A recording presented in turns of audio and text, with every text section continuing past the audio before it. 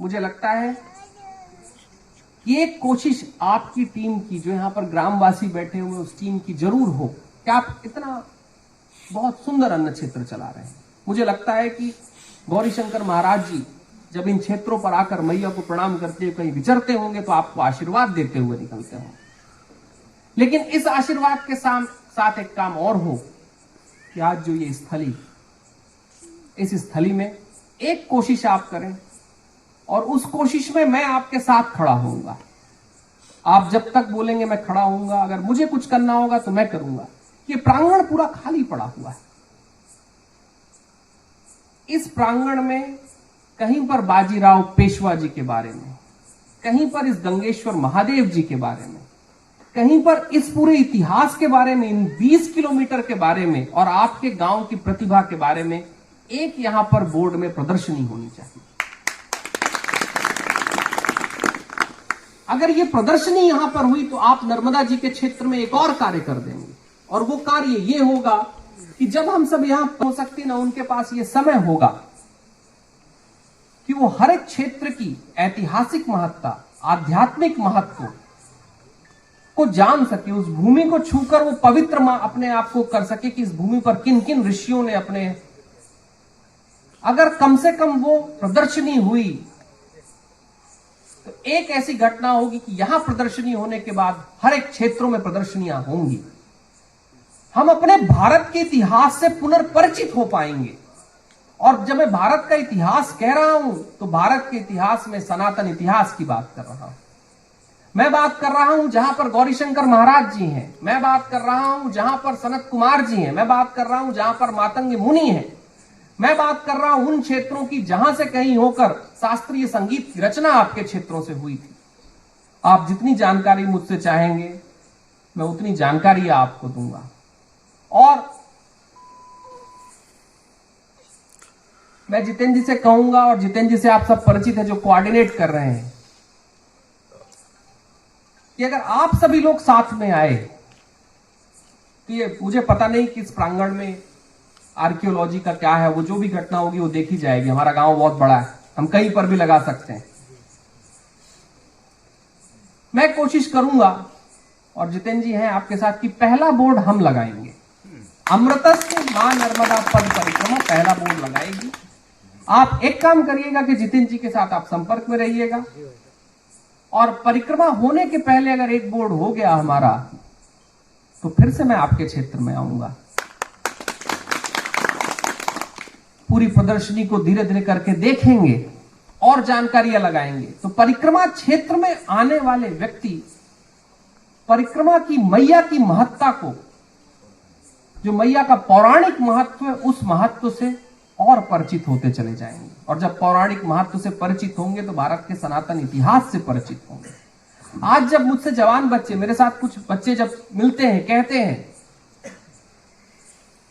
कि विवेक जी, गुरु जी, जो विवेक जी कहते हैं, विवेक जी जो गुरु जी कहते हैं, अब तो जैसा लोग कहते हैं, कि जो स्कंद पुराण में लिखा हुआ है क्या ऐसा हुआ था? जो वायु पुराण में लिखा हुआ है क्या ऐसा हुआ था? तो मैं उन बच्चों से कहता हूं कि बिल्कुल हुआ था, क्योंकि मेरे पास तो साक्ष्य हैं और आप सब उस साक्ष्य को सहेजे हुए हैं।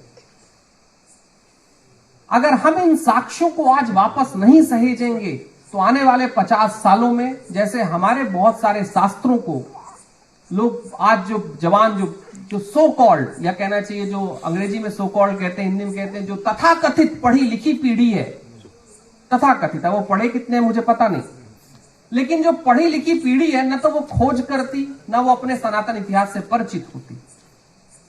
मैं तो कहता हूं कि ग्रामों से ही भारत की सभ्यता संचित रही है, वहीं से संस्कार गढ़े गए। मेरा मानना है कि अगर भारत के ग्राम नहीं होते तो अपनी सभ्यता को कब का खो चुके होते, क्योंकि शहरों का तो हमेशा विनाश हुआ है, शहरों को तो हमेशा तोड़ दिया गया।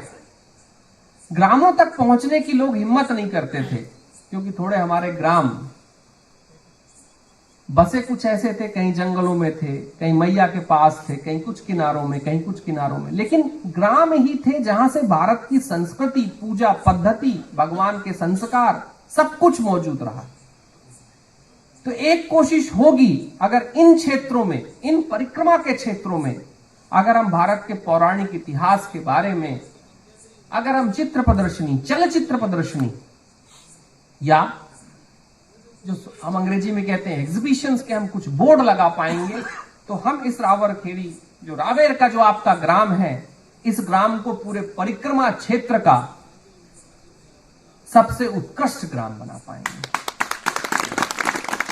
और जिस ग्राम में बाजीराव पेशवा जी ने अपने जीवन का अंतिम समय जिया, मैं समझता हूं वो भारतीय इतिहास का सबसे सर्वश्रेष्ठ ग्राम है।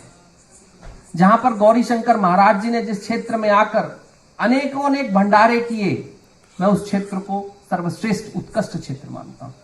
जहां पर मातंग मुनि ने प्रार्थनाएं की, मैं उसे सर्वश्रेष्ठ क्षेत्र मानता हूं। तो एक प्रार्थना होगी मेरी, साथ में आदेश भी होगा कि पहला वोट हमारी तरफ से, लेकिन ये प्रदर्शनी यहां स्थापित हो तो जो लोग यहां पर आते हैं कहीं दर्शन करने के लिए, कहीं समाधि देखने के लिए, कहीं मैया के दर्शन के लिए, और आप लोगों ने जो महाश्रम करके हमको यहां से निकालने की जो व्यवस्था बना दी है कि 6 किलोमीटर कम हो गए, परिक्रमा वासियों के लिए 6 किलोमीटर कम का विषय नहीं है। विषय यह है कि वो मैया के दर्शन करते करते निकलेंगे। यह महत्वपूर्ण विषय। जो 3,000 साढ़े 3,000 किलोमीटर चलने के लिए मैया से आशीर्वाद मांग रहा है, उसके लिए 6 किलोमीटर कम की बात नहीं है। बात यह है कि आपने श्रम करके उन 6 किलोमीटर को तो जो कम किया सो किया, लेकिन मैया के क्षेत्र में आकर हम संध्या कर सके, ऐसी व्यवस्था आपने बना दी। अंत में फिर से इस व्यवस्था के लिए आप सभी को बहुत बहुत धन्यवाद। आप सबने इतनी देर तक मेरी बातों को इतने मौन से सुना, मैं बहुत अनुग्रहित हूं। अंत में आप सब के अंदर बैठे हुए परमात्मा को प्रणाम करता हूं। नर्मदे हर।